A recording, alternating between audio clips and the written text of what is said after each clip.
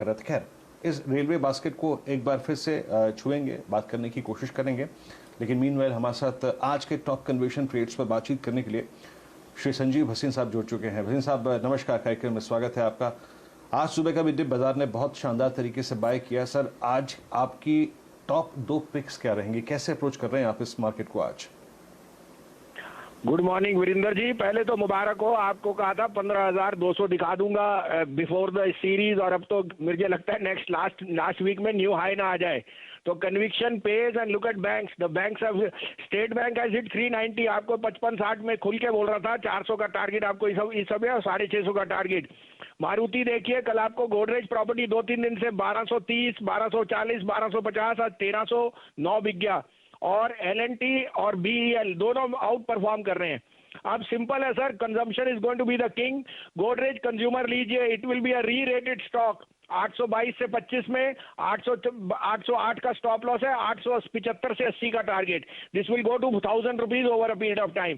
Second buy Tata consumption 655 to 657, 643 का stop loss, 675 to 680 का target.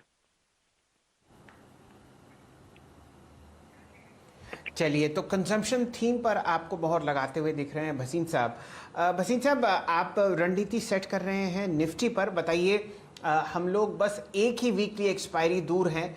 मई के आखिर में आपको बाजार कहाँ जाता हुआ दिख रहा है? मैं इसलिए पूछ रहा हूँ क्योंकि अब हमारे गोरे मित्र मंडली जो है वो भी खरीदारी करती हुई दिख रही है। 27 मई को इस एफएनओ एक्सपायरी का आखिरी दिन है और अभी भी आपके सामने 7 या 8 सेशन बचे हैं बाजार में। बताइए, क्या रणनीति आपके सामने निफ्टी की, कहां जाता हुआ दिख रहा है आपको?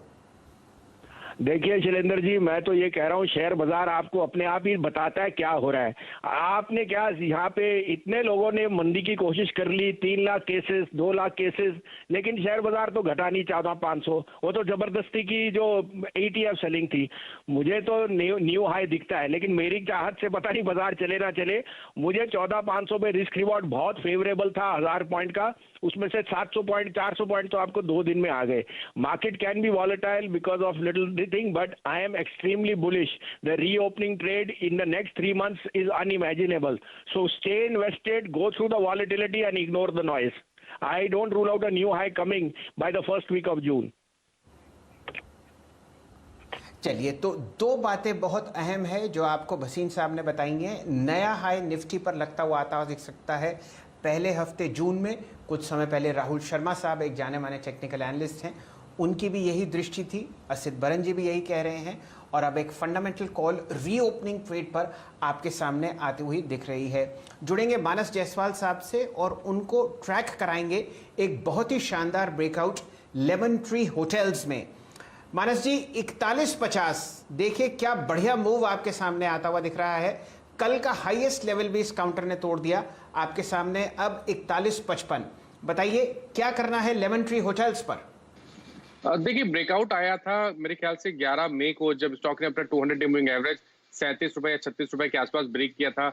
उसके बाद 2-3 दिनों का कंसोलिडेशन देखने को मिला। कल फिर से एक ब्रेकआउट देखने को मिला और आज रैली रिज्यूम हो रही है। मेरे हिसाब से ये रैली कंटिन्यू रहेगी कम से कम 46 और 47 रुपए के स्तर तक। तो यहाँ से भी 5-6 रुपए का अपमूव तो बिल्कुल देखने को मिल सकता है। तो मैं तो खरीदारी करने की राय देता हूँ। 40 रुपए का स्टॉप लॉस रखिए और 46 रुपए के टारगेट सेट करिए। जी वीरेंद्र जी, अगर आप दृष्टि डालना चाहें, फिलहाल आपके सामने बहुत ही बढ़िया मूव दे रहा है लेमन ट्री। मैं ज़रा इसका आज सर्किट चेक करता हूं, क्योंकि जिस हिसाब से आपने इसकी चाल देखी है और वॉल्यूम देखी है वो दिल को बहुत हर्ष दे रही है। लगभग 16 लाख शेयर आपके सामने स्क्रीन पर ट्रेड होते हुए दिख रहे हैं। मैं इसका सर्किट चेक करता हूँ, आप ज़रा इसका प्राइस चेक कीजिए।